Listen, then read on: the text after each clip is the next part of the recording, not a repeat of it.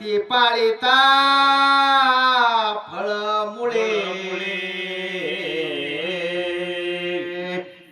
आनंद असणारा त्या ठिकाणी ब्रह्मदेवानं त्याचं पालन करायला सुरुवात केलेली आहे.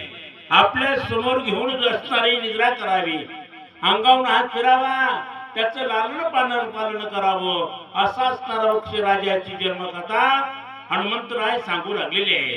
आय ब्रह्म्यासी आसनापासी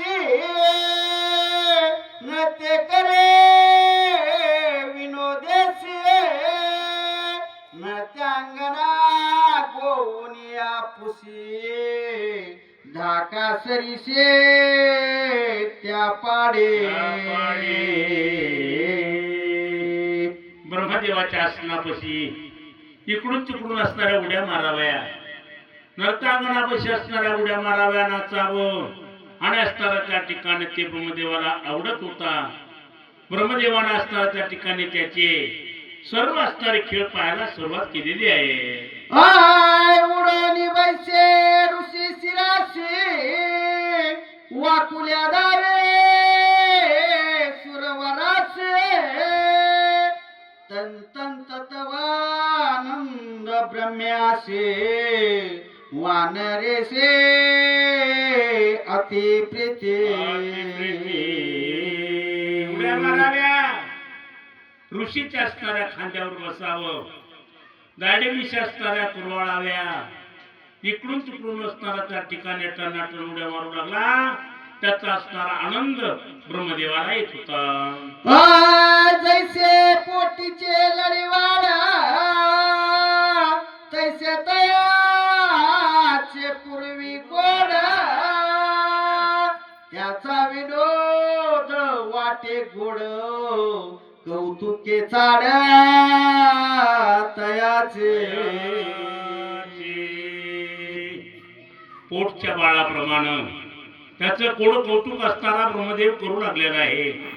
त्याच असणाऱ्या ब्रह्मदेवानं मोठ्या असणारा त्याचं लालन पालन करायला सुरुवात केलेली आहे.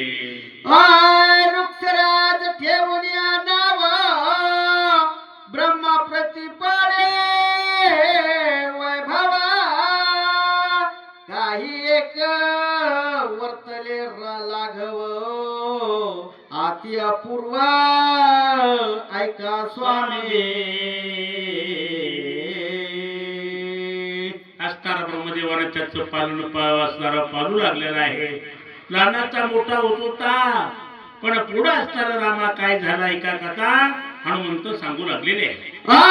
वनी विचारून आहार निशी वानर नित्य ये ब्रह्म्यापाशी युका काढे दाढी मिश्यासे चहू मुकाशे चुंबोरे कोणाला जावं, फळ असणारे खावेत, हिरवळ असणारा मनात खेळावं आणि पुन्हा आल्याच्या नंतर असणारा ब्रह्मदेवाचे मुखे घ्यावे, दाढी कुरवळावी, डोक्यावर खांद्यावर बसावं. ब्रह्मदेवाला असणारा त्याचा विनोद गोड वाटत होता. अशी असणारी कथा हनुमंत रामाला सांगू लागलेली आहे. तो वानरू एक दिवशी दुरी गेला वनवासाची सांडोनिया सत्य लोकाशी गिरी कैलासे परिभ्रमे एका दिवशी असणारा फिरत फिरत वनक्रीडा करत असताना आणि सत्यलोक सोडलं, कैलास लोकाला वृक्षराज गेलेला आहे. अशी असणारी कथा हनुमंतराय सांगू लागलेली आहे. कैलासगिरी ब्रह्म्या परदेशी उमाशाप वृद्ध सरोवराशी स्नान घडले तयासे श्रीत्व त्यासे पयाले.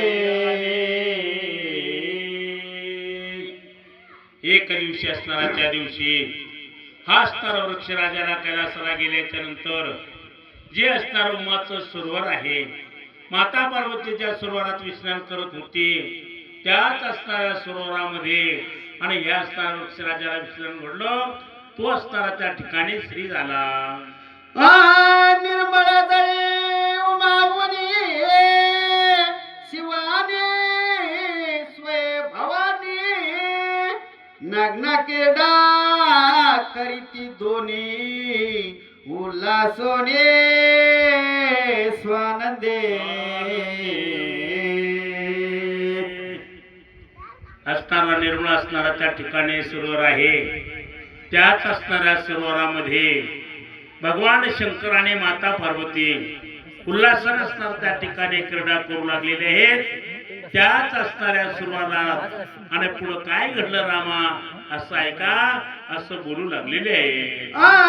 तव तीर्थ निमित्त स्नानासी तेथे आले सप्त ऋषी जे कोणी उमा लाजली त्यासे दोघे जळवासे गुप्त झाले. त्याच सरोवरावर सुख सनातन सनत कुमार असणारे सप्त ऋषी आलेले आहेत. त्यांना पाहिले महादेव पार्वती दोन्ही असणारे गुप्त झाले. अशी असणारी कथा हनुमंतराय सांगू लागलेले.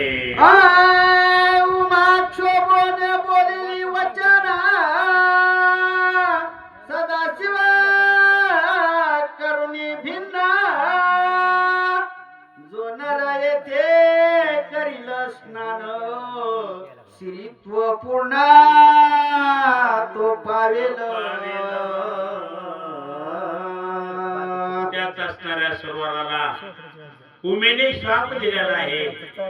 जो नर असणारा या विष्णू असणाऱ्या सरोवराच्या त्याला असणारा ज्या नराला विष्णान घडेल तो माझ्यासारखी बाई होईल असा असणारा श्राप उमेने दिलेला आहे. शापाईकता दारुणा